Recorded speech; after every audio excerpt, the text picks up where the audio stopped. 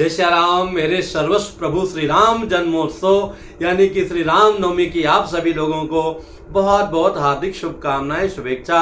प्रभु श्री राम जी की कृपा पूर्ण रूप से आप सभी पर निरंतर बनी रहे। 6 अप्रैल 2025 को श्री राम नवमी का पावन व्रत है। हम सभी सनातन धर्मियों को अवश्य व्रत रखना चाहिए। कहने के लिए तो प्रभु श्री राम जी हमारे हैं, पर देखा जाए तो चराचर जीव जंतु प्राणी मात्र हर एक के लिए हैं।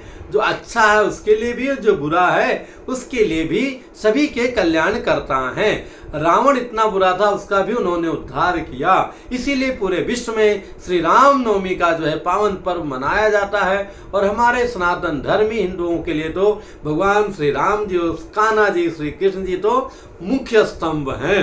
तो इनका जन्मोत्सव हमें मनाना चाहिए, व्रत रखना चाहिए। व्रत रखने से अपने उद्धार के साथ में समस्त पूर्वजों का भी उद्धार हो जाता है। तो व्रत के साथ में ही जैसे कि अन्य व्रत करते हैं, और जो लोग नवरात्रि का व्रत कर रहे हैं उनके लिए तो कहना ही क्या है, सोने में सुहागा है। अगर आप नहीं कर रहे हैं तो भी श्री राम नवमी का व्रत अवश्य करना चाहिए, छोटे बच्चों से लेकर बड़ों तक सभी लोगों को। और प्रातः आसपास कहीं नदी हो, तालाब हो, और प्रभु की कृपा से अगर कभी श्री अवध में सरयू नदी में स्नान करने को मिल जाए रामनवमी के दिन, तो कहना ही क्या है। क्योंकि इतनी बड़ी महिमा है कि तीर्थराज प्रयाग जी, सोचिए इतना बड़ा कुंभ लगा था, करोड़ों करोड़ों पापियों को जो है पाप से मुक्त करते हैं, पर अपना उद्धार करने के लिए, अपने कल्याण के लिए, अपने पापों की मुक्ति के लिए श्री राम नवमी के दिन श्री अयोध्यापुरी में आते हैं और स्नान करते हैं। इसका पूर्णतः उल्लेख प्राप्त हुआ है।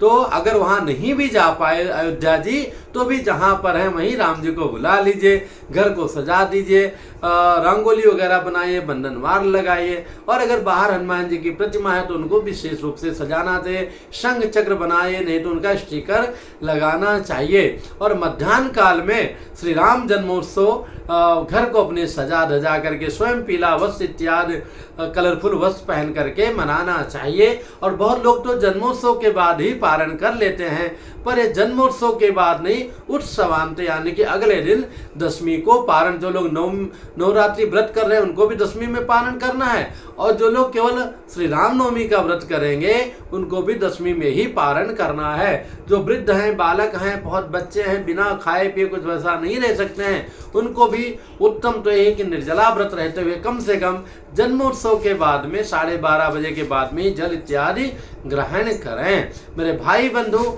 ये हम सभी के लिए बहुत गौरव का विषय है। और इससे बड़े कल्याणकारी देवता अपने पूरा देखा जाए 24 अवतार में कोई और नहीं मिलता है। और कभी जीवन में अवसर लगे तो एक बार श्री अवध में श्री राम नवमी प्रभु श्री राम जन्मोत्सव का आनंद अवश्य ले। अभी तो देखा जाए श्री राम लला का प्राण प्रतिष्ठा भी हुआ है।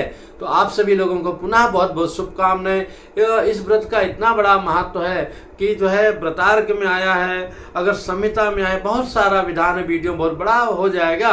लेकिन अभिप्राय ये मेरा आग्रह है कि श्री राम नवमी का व्रत अवश्य करें, उत्सव मनाएं, और अधिक से अधिक जो है शोभा यात्रा निकालें, और भगवान के नाम का जय जयकार करें, आनंद का लहर जीवन में लाएं, ताकि जन जन्मांतर तक का हमारा जीवन आनंदमय श्री राममय हो जाए। पुनः आप सभी लोगों को श्री राम जन्मोत्सव की बहुत बहुत शुभकामनाएं। जय श्री राम।